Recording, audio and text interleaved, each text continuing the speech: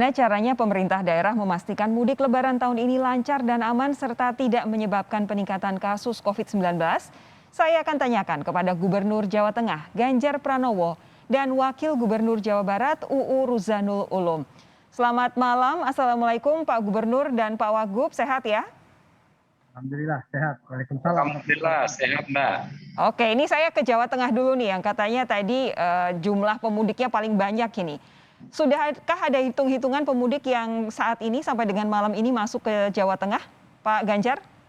Kalau angka jumlah manusianya belum, tapi kalau boleh saya membacakan dari kendaraan ya, kalau kendaraan total yang masuk Jawa Tengah ini ada 264.894 kendaraan. Ini hitungan antara tanggal 24 sampai dengan 30 April lalu. Jadi kalau kita melihat sampai dengan tanggal 30 April kemarin, itu naik kurang lebih 75% dibanding tahun 19. Memang ada kenaikan tapi tidak sebanyak jumlah yang kemarin disampaikan kurang lebih sampai 23 juta. Kalau manusianya kira-kira tidak segitu. Oh, nggak segitu. Oke. Nah, lalu begini, ini kan jelas manusianya akan ada banyak, otomatis wilayah-wilayah di Jawa Tengah makin dalam waktu singkat ini relatif lebih padat. Bagaimana caranya memastikan kasus COVID-19 di Jawa Tengah tidak akan naik setelah Lebaran? Ya, 3 hari ini saya berkeliling melihat apa yang terjadi di rest area umpama, apa yang terjadi di jalan raya. Tadi juga kami cek lagi termasuk di tempat wisata karena ini banyak menjadi tempat-tempat destinasi lah tujuan mereka nanti berpiknik. Maka saya titipkan kepada teman-teman pengelola pariwisata untuk mereka bisa menjaga protokol kesehatannya. Ya, ada tim COVID-nya yang berkeliling dan mengingatkan terus-menerus. Dan tadi dari warga yang berlalu lalang termasuk istirahat di rest area, alhamdulillah mereka berkelompok keluarga-keluarga dan mereka menggunakan masker. Dan selama bulan Ramadan, alhamdulillah tarawihnya berjalan. Ada yang pakai jarak, ada yang sudah tidak pakai jarak. Tapi hari ini kasusnya tidak terlalu signifikan bertambah. Mudah-mudahan ini bisa mengklarifikasi atau mengkonfirmasi survei yang dilakukan yang 9,2% itu dan ini rasa-rasanya agak terbukti lah, mudah-mudahan aman. Oke, soal peningkatan kasus itu nanti akan saya gali lebih lanjut dengan Pak Ganjar, tapi saya mau beralih ke Pak UU terlebih dahulu. Pak UU, sama pertanyaannya. Jadi sudahkah ada hitung-hitungan berapa orang yang masuk mudik ke Jawa Barat sampai dengan malam hari ini? Kalau hari kemarin kita sudah dapat info sekitar 153.000 yang masuk ke wilayah Jawa Barat. 153.000 kendaraan ya? Oke. Karena kalau estimasi masyarakat yang akan masuk ke Jawa Barat ini sekitar 16 juta lebih. Dan yang keluar dari Jawa Barat ini sekitar 9 juta lebih dari berbagai macam provinsi dan juga datang dari berbagai macam provinsi. Oke, nah silakan dilanjutkan. Ya, tetapi kita juga sudah mempersiapkan sejak awal karena kita sudah rapat dengan kementerian, Pak Menteri datang ke Jawa Barat, Pak Menhub, kemudian Pak Menteri PMK juga datang, kemudian Pak Kapolda dan Pak Pangdam ini sudah koordinasi dengan pihak Pemprov.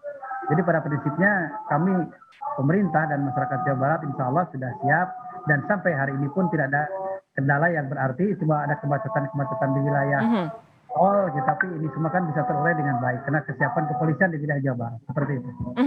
Tadi Pak UU, jurnalis Kompas TV di Bandung, Nazla Afifa itu melaporkan dari depan wilayah festival takbiran di sana. Nah, ini salah satu contoh di Bandung.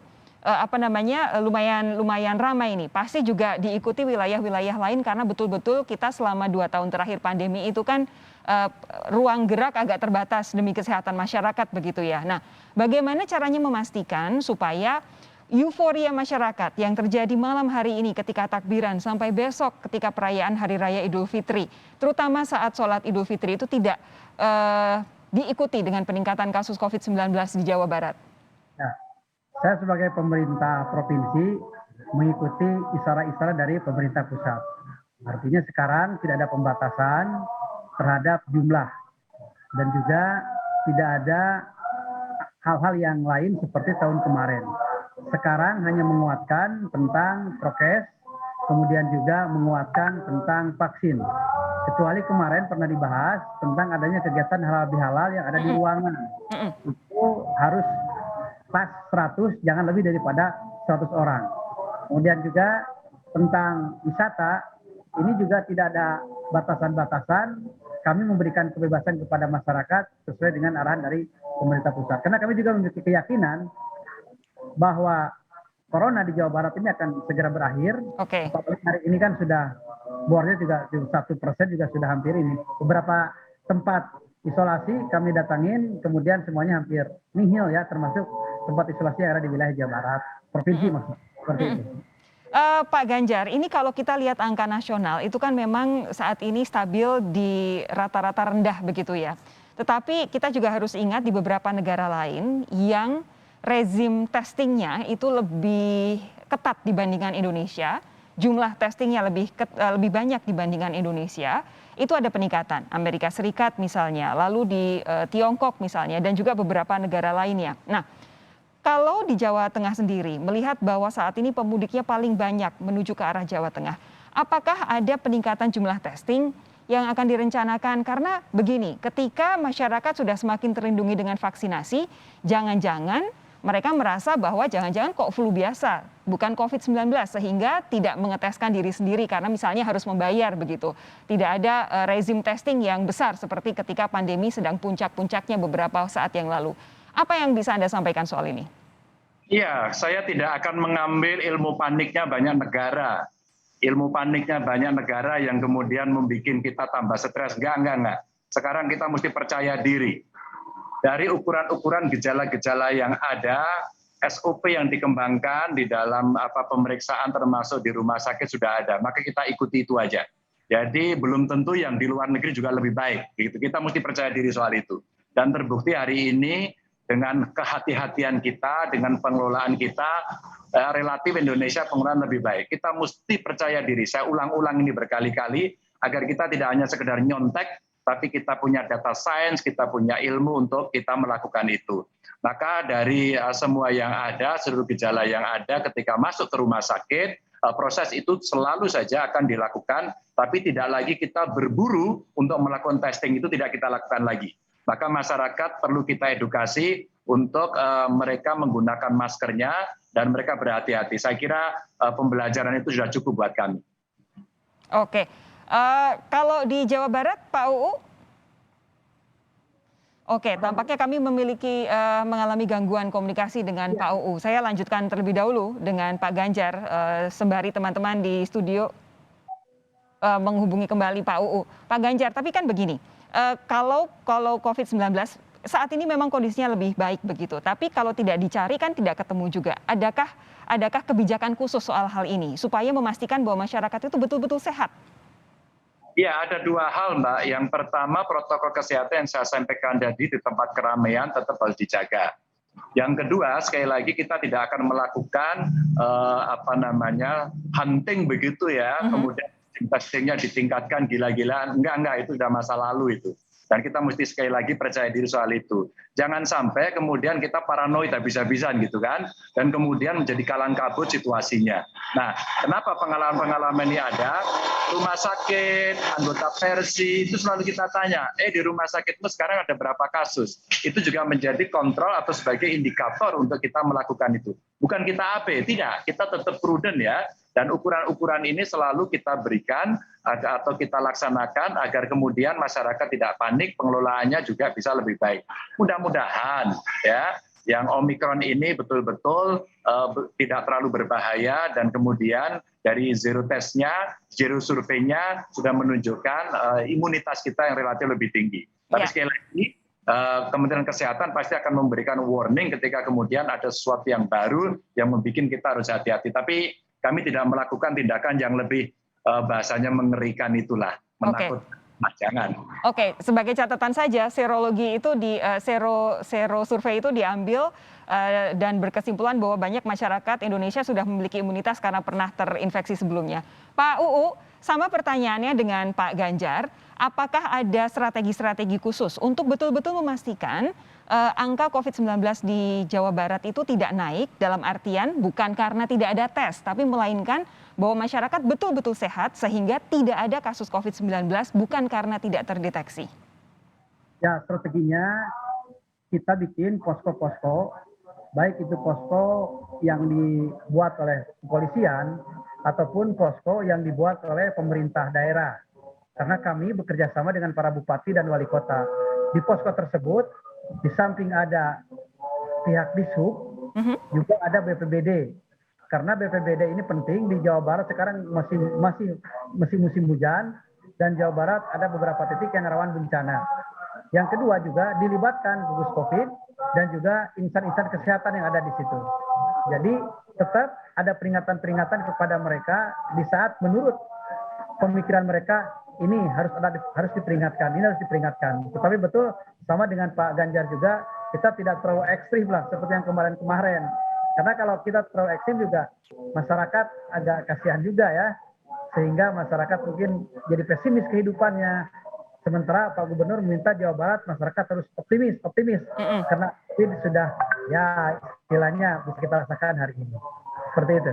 Oke, nah ini tadi karena Pak UU sempat menyinggung soal kebijakan pemerintah pusat yang meminta tidak ada open house. Jadi kira-kira besok di Jawa Barat sendiri, terutama di rumah-rumah dinas itu akan tampak seperti apa perayaan Idul Fitrinya, Pak UU? Pak Gubernur minta, awalnya kan Pak Gubernur mau di Depok, dia Idul Fitri. Tetapi dengan adanya arahan dari pemerintah pusat, beliau akan Idul Fitri di Gedung Sate ataupun di Gasibu.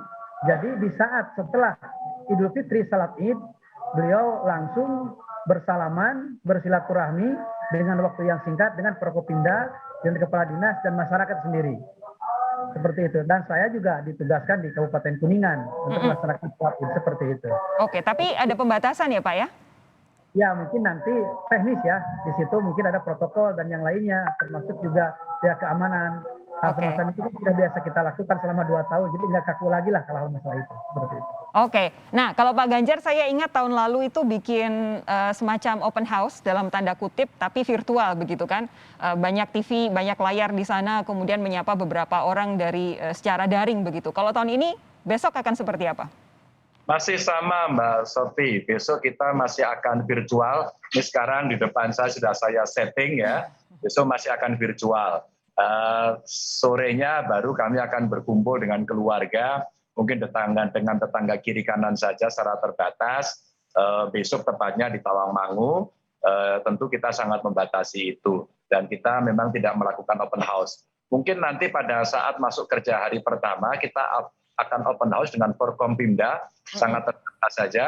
Jadi gedung yang besar itu hanya sedikit saja, nanti ada tausiah yang diberikan, kita panggil salah satu ulama untuk bisa memberikan kepada kita, sehingga nanti kita tidak ngantri, tidak berjubel, dan kalau kemarin simulasinya, nanti salamannya gini aja ya, begitu. Jadi artinya teman-teman aware lah pada soal. Nah, ini kalau dari jajaran pemerintahan kan sudah clear. Ada arahannya baik dari pemerintah pusat maupun pemerintah daerah. Bagaimana dengan masyarakat? Karena kalau saya lihat di beberapa wilayah yang menggelar festival takbiran ini sudah mulai ramai. Pak Ganjar, bagaimana memastikan supaya masyarakatnya aman, taat protokol kesehatan, dan ini kan ada imbauan untuk tidak melaksanakan takbir berkeliling ya. Bagaimana memastikan itu? Ya, kami tidak ada festival, kami meminta takbirannya di masjid, di musola, atau di rumah saja. Maka sekarang teman-teman lagi berkeliling melakukan kontrol. Tadi saya membagikan zakat dengan para ulama, dengan Basnas begitu ya. Dan mereka semua mendukung, bahkan waktu rapat Forkompimda dulu seperti itu. Sehingga tidak ada festival-festival, kita semuanya takbiran di rumah, di masjid, atau di musola saja. Oke, nah kalau di Jawa Barat, tadi di Bandung sudah ada ramai-ramai di sana. Bagaimana memastikan supaya paling tidak ini tidak ada takbir keliling seperti yang diminta oleh pemerintah, Pak UU? Kita kan masih mengaktifkan tentang gugus tugas yang ada di kabupaten kota. Bahkan kan gugus tugas yang di Jawa Barat ini sudah sampai ke desa dan kelurahan. Jadi sekalipun kita memberikan kebebasan kepada masyarakat untuk melaksanakan aktivitas, tapi tetap ada pemantauan dari gugus tugas yang sudah kehadirannya sampai tingkat kelurahan dan kepala desa dan desa seperti itu. Jadi tidak memberikan kebebasan secara penuh, pemantauan tetap masih ada seperti itu. Yang pasti kita semua sepakat bahwa memang kondisinya sudah berbeda sehingga pelonggaran itu sangat wajar dan betul-betul dinantikan oleh masyarakat, tapi di sisi lain harus taat disiplin protokol kesehatan demi kesehatan diri sendiri dan juga keluarga. Nah, saya mau kasih kesempatan terlebih dahulu buat Pak Ganjar dan juga Pak UU untuk menyampaikan ucapan selamat Lebaran, selamat Idul Fitri. Monggo silakan Pak Ganjar. Iya, sudah 2 tahun kondisi kita kemarin sangat tidak enak dan tentu saja pada tahun ketiga ini kita punya kesempatan untuk bisa sungkem ke orang tua, bertemu handetolan. Sebuah proses yang kemudian menjadi kebiasaan yang dulu-dulu kita lakukan. Maka di sana ada romantikanya, ada macetnya, ada beli oleh-olehnya, ada THR-nya, dan semua itu menjadi satu. Ya, mudah-mudahan semua bisa bersabar dan semua bisa berbahagia untuk bisa melaksanakan itu. Saya Ganjar Pranowo, Gubernur Jawa Tengah, menyampaikan selamat Hari Raya Idul Fitri, mohon maaf lahir dan batin, salam saya untuk seluruh keluarga yang ada di samping Anda dan sangat Anda cintai itu. Baik, Pak UU silahkan. Ya, yang pertama saya mengatakan selamat bekerja dulu kepada mereka yang bertugas sampai hari ini. Seperti ya di Kompas ya, Pak Sofi masih bekerja, sementara lain betul. Mudah-mudahan terus semangat melayani masyarakat. Di situ juga ada insan kesehatan, kepolisian dan yang lainnya. Mudah-mudahan memiliki nilai yang sangat berharga di hadapan Allah Subhanahu wa taala. Selanjutnya juga saya mengucapkan terima kasih nih ada cerita pers Kompas yang sedang bertugas ya ternyata orang tuanya di sana. Ini sangat luar biasa ini. Ceritanya sangat menyentuhkan sekali kan seperti itu. Selanjutnya juga saya Urusan Ulum Wagub Jabar mengucapkan selamat Hari Raya Idul Fitri 1 Syawal 1443 Hijriah. Allahumma ij'alna minal aizin wal faizin. Ya Allah, jadikanlah kami orang yang kembali mendapatkan fitrah, kesucian, iman Islam, serta mendapatkan kebahagiaan pada Idul Fitri tahun ini. Terima kasih, mohon maaf lahir dan batin. Terima kasih, makasih loh Pak UU. Saya langsung disebutkan tadi sebagai bagian dari yang masih harus kerja ketika merayakan takbiran dan Idul Fitri. Baik, terima kasih sekali lagi Pak Ganjar, Pak UU. Semoga sehat-sehat terus. Semoga memang betul kondisinya meriah, tetapi COVID-19-nya sangat-sangat terkendali setelah Lebaran nanti. Kita jumpa lagi lain waktu ya, Bapak-Bapak ya. Terima kasih. Terima kasih.